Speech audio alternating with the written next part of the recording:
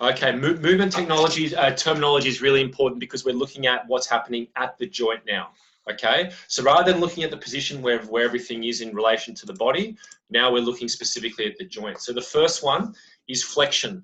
So flexion is reducing the angle at a joint, right? So if a joint starts open, so for example in a bicep curl, obviously, we are taking the joint through flexion as we're lifting the weight up, okay? So an example of a bicep curl would be what we call elbow flexion, because elbow is the joint that is moving, and then flexion is the movement that's happening. Yeah, so that's what we call flexion. Okay. Another example of flexion could be, for example, doing a hamstring curl, like a lying leg curl. Okay, that's the same thing. It's flexion, but instead of the elbow joint, it's the knee joint. So that's working the hamstrings. That's one of the reasons why we actually call the hamstrings the leg biceps. Sometimes we call the leg biceps because it does the same thing. It flexes the joint. Okay. Now, obviously, for everything, we're going to have an opposite. Extension is increasing the angle of the joint. Okay. So if a bicep curl was elbow flexion, then like a tricep push down, yeah, would be elbow extension. Okay, so we're extending the joint. We are increasing the angle of the joint. You guys have probably all done knee extensions before, leg extensions on the machine. Again, we're extending, increasing the angle of the knee joint using the quadriceps there. Okay, so the elbow joint and the knee joint, guys, are flexion extension joints. They're hinge joints. Okay, whereas the other joints work in a few other different ways. All right, so we've got flexion, for example, bicep curl, extension, for example, tricep extension, reducing and increasing the angle of the joint. Okay, now a lot of people get confused about the next two. The next one is abduction. Okay, so you can see here on the notes here, abduction is moving away from the midline of the body. Okay, so if I had my arms out to the side, and if I was to do a side raise, like a lateral raise, I would be doing what's called shoulder abduction. Yeah, I would be moving my arms away from the midline of the body. Okay, so think about a lateral raise in the gym. Think about standing with your hip and kicking your leg out to the side, like hip abductions. Okay, so an example, lateral raise is shoulder abduction. Okay, now the opposite is adduction. Okay, now the easiest way to remember this is adducting. The first part of it is add. It's like bringing it back, adding the arm back to the body or adding the leg back to the body. So if you were to do like a cable crossover, where you're holding the two cables up at the top, and you're bringing your arms back in, squeezing your chest, that would be shoulder adduction. Okay, so adduction is movement back towards the body. All right. So abduction, adduction, abduction away, adding, bringing it back together. And then if you put all those together, all those first four together, a bit of flexion, a bit of extension, a bit of abduction, a bit of adduction, you get what's called circumduction. Okay? So circumduction is a circular movement of a limb. So for example, the shoulder. So if you're throwing, if you're bowling in cricket, spiking in volleyball, swimming, all that is what we call circumduction. So it's a combination of circular movements of the arm. So it's a combination of flexion, extension, abduction, and adduction. Okay, everybody okay with the first four there? Yep. Yeah, we're all right. Yep, good. Good, everyone's, yep, tapping away, beautiful. Alrighty, the next one, gang, inversion. Okay, so inversion is turning inward of a limb. Okay, so for example, the best way to explain this was, excuse me, if I was to stand, and I'm just standing normally, and I was to roll my ankles in, okay, then that's called inversion.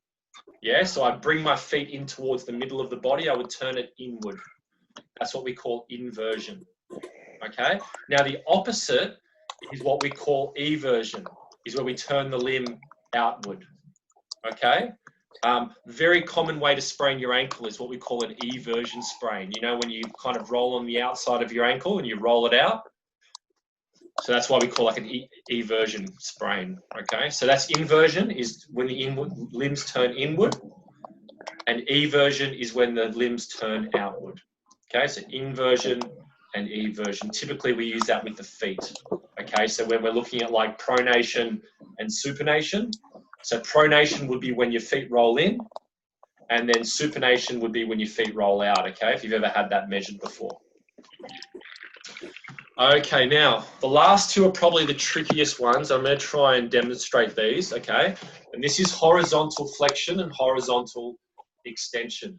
Okay, so if I had if everyone can see me here, if I had my arm out to the side, so my arm is already abducted, and then I move my arm forwards, that's called horizontal flexion.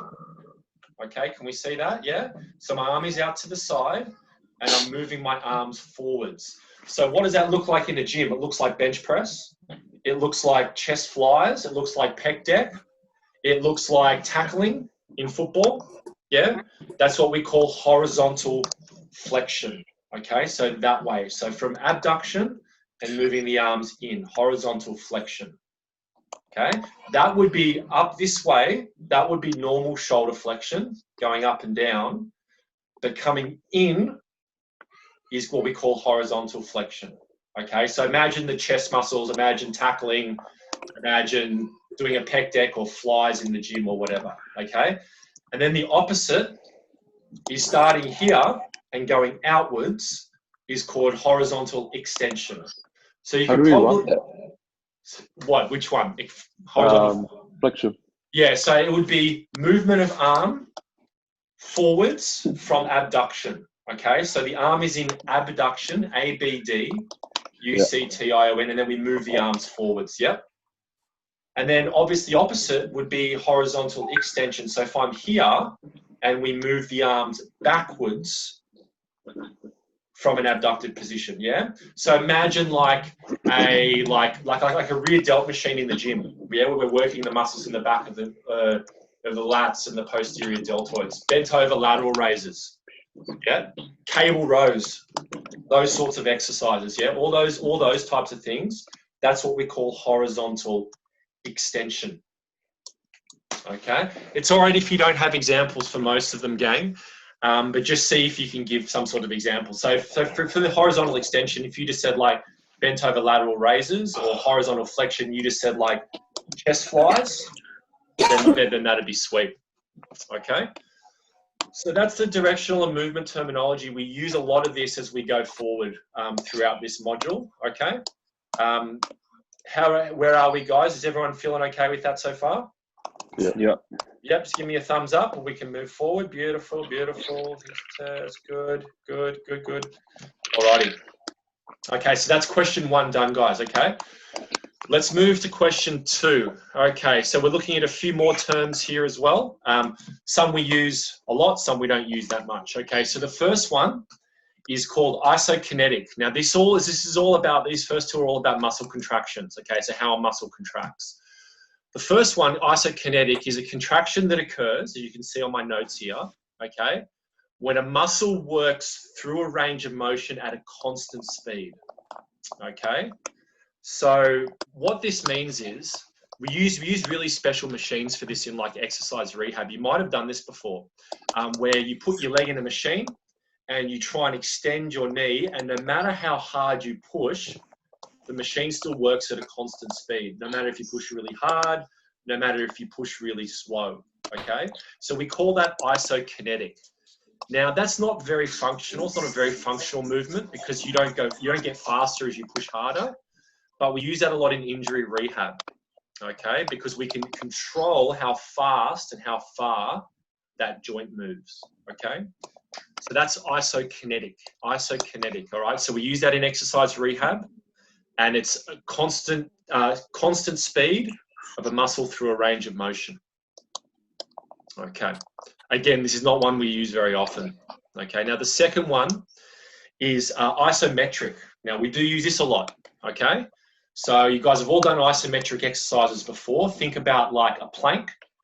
Think about holding the top of a push-up position. Think about pushing against a brick wall. Think about holding the top of a chin-up with your chin above the bar. Yeah? So what's happening in this isometric contraction is the muscle is contracting, but the muscle isn't changing length. Yeah? Okay? So that's what isometric means. So you've probably heard isometric contractions before. It's when the muscle is contracting, but it's not shortening and it's not lengthening. Okay, so when you're doing a plank, your abdominal muscles are contracting like this, but they're not moving. Okay, so we call that isometric. And the reason why we do a lot of isometric exercises are really good for developing stability within your joints. We talk a lot about core strength and core stability, and that's why we do a lot of isometric work. So you've all done front planks, side planks, you know, like resistance bands, sort of press and holds, hollow rocks, hanging knee raises, all that sort of stuff, all isometric type exercises. Okay. All right, let's move on to the next one. So connective tissue, what is connective tissue? Connective tissue is any tissue that connects, supports, or binds other tissues, okay? So any tissue that connects, supports, or binds other tissues. So we have lots of connective tissue in our body. Skin is a connective tissue, okay? Ligaments are a connective tissue, okay? Because what ligaments do is ligaments connect bones to bones, yeah? So that would be an example of connective tissue. Tendons are connective tissue. Tendons connect muscles to bones, okay? So we call that, that's connective tissue there, all right? And then the last one here for question 2 are body systems, okay? So we've got 8 to 10 different systems in our body, all right? And what this is these are organs that are working together that perform specific roles in the human body, okay? So for example, your cardiovascular system, okay? So that's a combination of not just only your heart, but your lungs and your blood vessels and your capillaries and your arteries and your veins and everything working together, yeah? Another example could be your nervous system. So your nervous system is your brain, your spinal cord, all the nerve endings that come out of the spine that attach to muscles and bones and organs and skin and whatever, okay? We've got hormonal system, we've got skeletal system, we've got digestive system, we've got reproductive system, okay, muscular system. So they've got all these different systems. There's just a bunch of organs that end up working together. Okay, so that's question 2 there. Am I going too fast for anybody? We all okay? All good, thumbs up, yeah, beautiful, thank you. Thanks, team. Alrighty, next one. Okay, question 3. All right, we're going to get a little bit dry here, guys. I do apologize. So you might want to have a look at my notes here, okay? And what we're trying to look at here is we're looking at biology, okay? So we're starting at a small level, a chemical cellular level, and then we're moving all the way out and looking at the body as a whole system, okay? So the first level of the human body is called the chemical level. Okay, so at the chemical level, what happens here is atoms and molecules combine together to make what's called organelles, and these determine how your cells work. Okay, so that's what we need to write there is atoms and molecules combine to make organelles, which determine how a cell functions. So you've got so many different types of cells in your body, yeah, from nervous system cells to muscular cells to bone cells to blood cells, you know, so it's just different atoms and different molecules combining together to create a cell, okay? So that's what happens at the chemical level. So essentially as a human, all we're made up of are atoms and molecules. Okay, then what happens? From the atoms and molecules, we have one cell. So the next part of it's what's called the cellular level, okay? And as you can see with my notes here, guys, feel free to play along with the notes here. Okay, so life begins with one cell, yeah?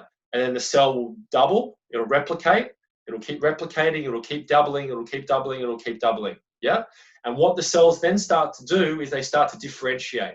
So some cells become muscular cells, some cells become bone cells, some cells become hormonal cells, whatever, okay? So it's just cell replication at the cellular level. All right, so that's the second part. Okay, so again, what now, after we're starting to replicate these cells and these cells are starting to divide and divide and divide and, you know, 1, 2, 4, 8, 16, whatever, like, you know, exponentially, then because the cells start to differentiate, all of a sudden now the bone cells are starting to group together. And now the blood cells are starting to group together. And now the cartilage cells, and now the skeletal cells, and now the hormonal cells. So now they start to form tissues, okay? So these cells start to form together. There are 4 main types of connective tissue. There's muscular tissue, bone, blood, and cartilage. Okay. So you can see there on the notes. Muscular tissue gives the body definition, force, motion. There's also neural tissue, nerve system tissue.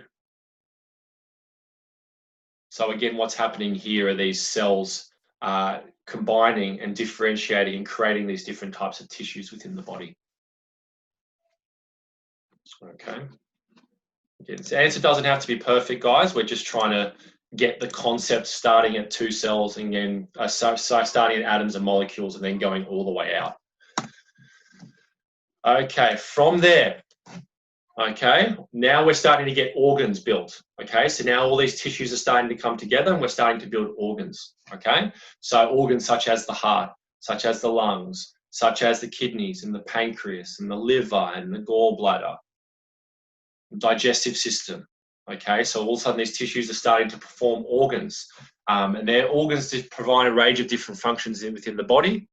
You can maybe just give one example, such as the heart for blood movement and circulation, such as the pancreas, okay, because what the pancreas does, it produces insulin, which helps us to regulate blood sugar levels. The lungs, which help with respiration, which is breathing.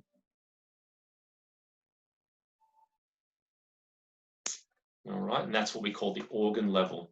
Okay, so we've gone 4 levels through now. Okay, now the 5th level here is the system level. Okay, so now we talked about the systems before, the body systems. Now all the organs are now coming together and all the different types of tissues are coming together to create a system. So for example, the cardiovascular system, the hearts come together along with the arteries and veins and capillaries and the lungs, because obviously the heart has to pump blood to the lungs and get the oxygen back from the lungs, okay? So they're all coming together to create a system, okay? Again, we've got 11 organ systems all up. So you might use an example, for example, with the cardiovascular system, talk about heart, arteries, veins, capillaries. So all those different types of tissues are coming together to create a system. And then as we zoom out from the systems, because that's what a human is, we're just a selection, we're just an organization of different systems. Yeah, okay? So then the last level is what we call the organism, okay? All the systems of the body come together to create a life form and a fully functioning organism. Okay, so a little bit of biology. I know it's, you know, a bit dry, a bit boring, but it's got to be covered as part of the course. Okay, so organism level, all the systems come together to create a life form, which is us. Okay, all right. So how do we go on that one? I probably didn't explain that overly well, but are we all okay with that, guys? As long as you've got the basic concepts covered there of all the systems, all 6 systems. Okay. Yeah. All righty. Okay, thumbs up, please, and we can move forward. Yep, beautiful, great, excellent. Thank you. Beautiful, beautiful. Okay, so a little bit more anatomy here, guys. So what you're going to see here is back to 4.1. 4.1. Oh, okay, so we're having a look here, guys, is this image of the respiratory system. Yeah, and we're identifying the numbered structural components and we're explaining their function. Okay, so as you can see here, the one at the top is passages. So as we say before, we're going to be 2 different. So we're going to be learning about here. Okay, one's okay, respiration, which we have and I'm the okay. What this is doing is a filter and listen. Okay, so it's really important that we've got hairs in our nose that allow us to filter some of the bacteria and the harmful particles. We also need to warm the air and we add humidity to the air so the body can actually breathe it in and absorb it and take it all the way down the lungs. So that's the first one, okay? The second one is obviously the windpipe, okay, which is otherwise known as the trachea, okay, the trachea, all right? And this is a tube of cartilage that basically is the major highway that the air goes down, okay? after it goes down that highway, it'll split out into two main roads, the left side and the right side, and they're called the bronchus, which we'll explain in a second, okay? Now, what's important to understand here, everybody, is that the windpipe itself has cartilage around it, and it's also got muscles around the windpipe, okay? So in a normal person, your windpipe looks like that, okay? Nice and open, nice and easy for everyone to breathe air and for air to travel down into the lungs. If you have a condition like asthma, or if you've got emphysema or bronchitis or something, what happens is the cartilage and the muscles around the windpipe can spasm. And when they spasm, obviously now the windpipe shuts down and gets really small, okay? So when it gets really small, obviously it limits the amount of air that it can go down, okay? So that happens a lot in people that have asthma attacks, people that have exercise-induced asthma. Is what actually happens is the muscles around the airways go into spasm. So it's not the lungs that go into spasm, it's the muscles around the air pipes, okay?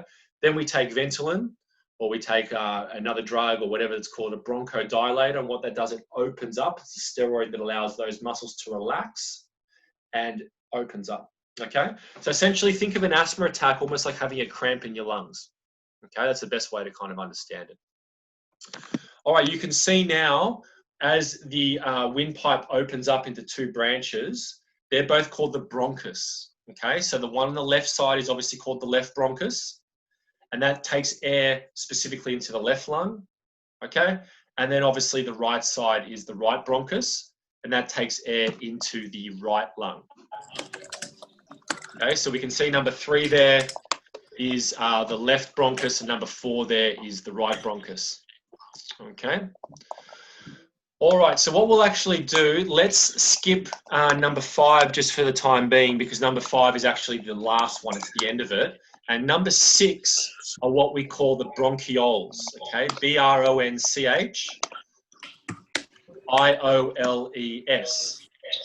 okay?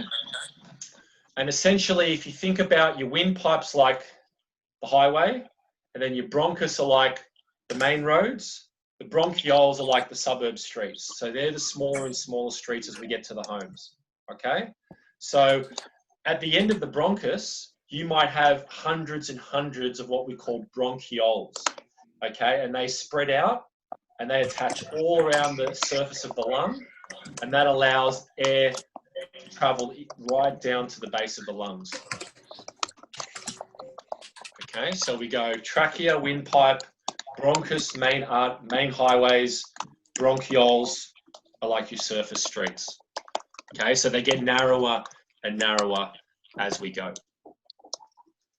All right, now so that's called the bronchioles, and you can see there, okay? Excellent. Now, I'll just explain number 5 here then, okay? Because number 5 is probably the most important part of your lungs. And that's what's called the alveoli, okay? So I'll spell that A-L-V-E-O-L-I. Okay, it's not aioli, it's the alveoli, all right? So what the alveoli, the role of the alveoli, imagine you've got a, like, best way to describe it might be like a bunch of grapes, yeah? Because that's what they look like inside the lungs. They're tiny little grape-like sacs that get filled with air. So when you breathe in, what's actually expanding in your lungs are these little things called the alveoli, and you've got millions of them. So when you breathe in, they expand like this, and then when you breathe out, they contract like that, okay? So imagine you've got millions and millions of those little alveoli, okay? Now, what's really important with the alveoli, gang, is that on top or covered the alveoli are blood vessels, okay? Because when the alveoli expand and they're full of oxygen, the oxygen leaks out of the alveoli into the blood vessels that surround it, and then that oxygen then travels into the body.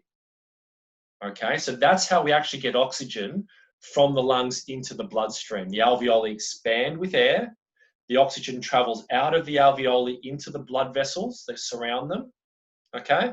And then that travels out through down into the body. And then not only does it take away the oxygen, but it brings the carbon dioxide back into the alveoli that you breathe out as the waste product, okay? So we're breathing in oxygen, oxygen's going into the bloodstream, and then we're breathing out carbon dioxide, which is the waste product. Okay, and both of those things are moving through the alveoli. So they're pretty much the most important part of your lungs.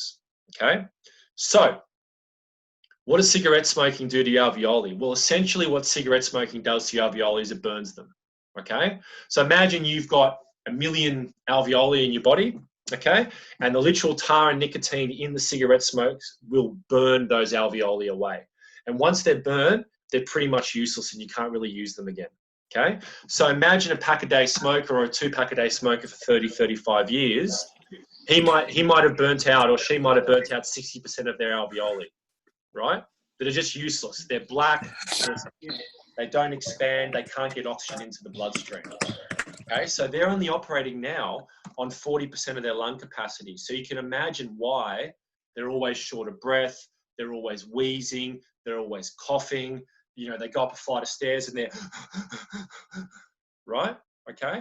So when people say, how does smoking damage the lungs? What it literally does, it burns those alveoli. They get thick and they get stuck and they get black, and you can see it under like CT scans, and they don't expand and they don't move oxygen.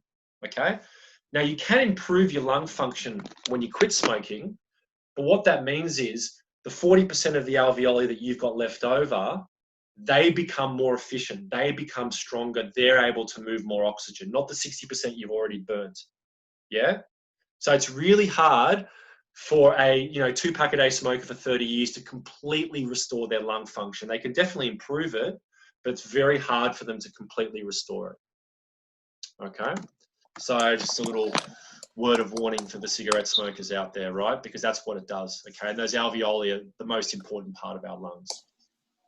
Okay, so is everyone okay with that question 4? That's the respiratory system, okay? So that's understanding how oxygen is getting from the air that we breathe in, through the alveoli, and into the bloodstream. Okay, they look like tiny little grapes at the end of the lungs, and that's what you can see on that one there. All right. Okay, so we've got 2 phases of breathing now, okay? So breathing is what we call ventilation, all right? And obviously we breathe in and we breathe out. So if you have a look at the next one here, and we need to understand what happens to 2 really important parts of our body during breathing, okay? The first one is what we call inspiration, okay? Inhaling is what we call inspiration, and that's when we breathe in. Breathing in, inspiration, okay? So we need to figure out what's happening to 2 different things, okay? Now, the first thing we need to look at is what is happening to the diaphragm, okay? Now, if anybody doesn't understand what the diaphragm is like a big balloon. If this was my ribs, the diaphragm sits underneath it like a big balloon, okay? And when the diaphragm moves, say it moves downwards, it opens up the rib cage and allows more air to go in. So when we breathe in, the diaphragm moves downwards. And in fact, we can't even say downwards because now we're doing anatomy. We have to say the diaphragm moves inferiorly, okay? So as we breathe in, the diaphragm moves downwards, inferiorly, to allow our lungs to expand, okay? And then obviously the reverse happens. As we breathe out, the diaphragm moves upwards, which is superiorly, and it pushes the air out. Yeah, okay? So they're the 2 things that we need to understand. That's really important. The diaphragm moves inferiorly when we breathe in, which is the first phase, which is the inspiration. And the diaphragm moves superiorly and moves up because it pushes the air out. Okay, diaphragm's really important. You guys have probably all heard of or done some version of belly breathing before, or diaphragmatic breathing, or you've heard about breathing into the bottom of your rib cage. And what we're really trying to do there is to cue people to allow that diaphragm to really move down, to open up the lungs, and then really push up to blow all the air out. There's a difference between breathing up here in the chest, breathing really short, and breathing really deeply through the belly button, you know? Breathing and opening up and letting that diaphragm drop down. Okay, I think I've got a photo here that might help us out. Okay, so again, let's have a look at the left one, okay? So you can see here that the diaphragm contracts and moves downwards, okay, on inspiration, which is breathing in. And then the next thing that we want to look at and focus at here is what is happening to the muscles in between the ribs, in the rib cage there, okay? So you can see that those little arrows there that are pointing up, okay, up there, and that's what we call the intercostal muscles, okay? Again, these are important muscles to understand. So these are the muscles that sit in between your rib cage, okay? So what we need to understand is when we breathe in, what we actually need to do is those muscles in between the rib cage need to contract to pull the ribs together to allow the rib cage to expand, okay? So see if we can break it down one more time. Breathing in, diaphragm moves inferiorly, moves downwards. Intercostal muscles contract, and that allows the ribs to open and the air to come in, okay? And then the opposite of this, guys, is obviously expiration, which is breathing out, okay? So when we breathe out, the diaphragm relaxes and moves upwards superiorly, and then the intercostal muscles, they relax as well, okay? And that allows the air to be pushed up and out, okay? So why this is important, guys, and I know this is, you know, it can get a little bit dry and a little bit boring, but learning and training how to breathe makes a massive difference for all types of athletes, for all types of sports, improving vital capacity, improving lung volume, improving oxygen and energy delivery to your muscles. Yeah, so learning how to breathe effectively, especially when you're trying to recover between, say, repeat sets of you know, tackles, or in between, you know, hard intervals and stuff like that. Learning how to breathe, learning how to move the maximum amount of air in and out of your lungs is so vital, okay? And you can actually use certain types of apparatus to train these muscles. I'm not sure if some of you guys have seen, but you can buy these little devices that go in your mouth, and they're like resisted air breathing. Or you might have seen the old Batman Bane masks that some people wear, like the altitude masks. And the whole point of those is it's making your rib cage muscles work harder, and they're getting stronger, which means you're able to breathe in and out a little bit better. Okay, so those phases of breathing are really important. Alrighty. All right, so that's inspiration and expiration. And now here's the next question here, the last one for 4A, okay? Is with reference to lung volumes, explain how the vital capacity would be different in someone who is aerobically trained versus untrained. Well, first things first. Yep. Everyone got that yet? Mm-hmm. Yeah. Okay, perfect. Okay, so this graph looks at and essentially identifies how we breathe and what happens when we breathe in. Okay, so there are a few things going on with this graph. What we're concerned about with this question is the yellow line, which is vital capacity. And that's essentially the maximum amount of air that you can breathe in and breathe out in one go. Okay, but I just want to explain a few things here. The green one is what we call tidal volume. So that's normal breathing in and out. So that's what you guys are doing right now. That's the normal amount of air that you're breathing in and out, and in and out. Okay, now as you become fitter, as you become more trained, obviously your tidal volume is going to go up, which means you and I are going to breathe in a lot more air than someone who is really aerobically unfit. What that also means is we don't have to breathe as much, okay, because that, you know, that's just efficiency, right? What we're going to find, though, when you're more aerobically trained, is we're going to have stronger muscles within our rib cage. We're going to have a stronger diaphragm. So we're going to be able to breathe in more air, which is the vital capacity. Breathing in, as you can see how it goes up. And then breathing out as you blow all that air out, okay? And the little bit at the bottom is what we call residual volume, and that's what's left over in the lungs, okay, so that your lungs don't completely collapse. So that's called vital capacity. So an average person might have a vital capacity of, say, I don't know, about 4 or 5 litres, which means they can move at a maximum breath about 4 or 5 litres of air every time. Whereas if you're trained, that might be 8 litres, that might be 10 litres, that might be 12 litres. Okay? All right? So that's what we're looking at here, okay? And you can measure this. Some of you might have had this measured before, where you have a thing on your mouth and you breathe in and you breathe out as hard as you possibly can. If you've ever had asthma, or if you've ever had like lung function tests, this is what they actually measure. Okay, so what we're looking for here, how would the vital capacity be different in someone who is aerobically trained versus untrained? Well, obviously, the vital capacity would be a lot higher. Okay, the vital capacity will be increased in somebody who's trained due to improvements in their lung capacity. So their lungs will literally get bigger. Due to also strengthening their intercostal muscles, which is the muscles in between their rib cage, which means if those muscles are stronger, the rib cage can expand more, which means they can breathe more air in. And due to a stronger diaphragm, which means the diaphragm can drop down deeper as well.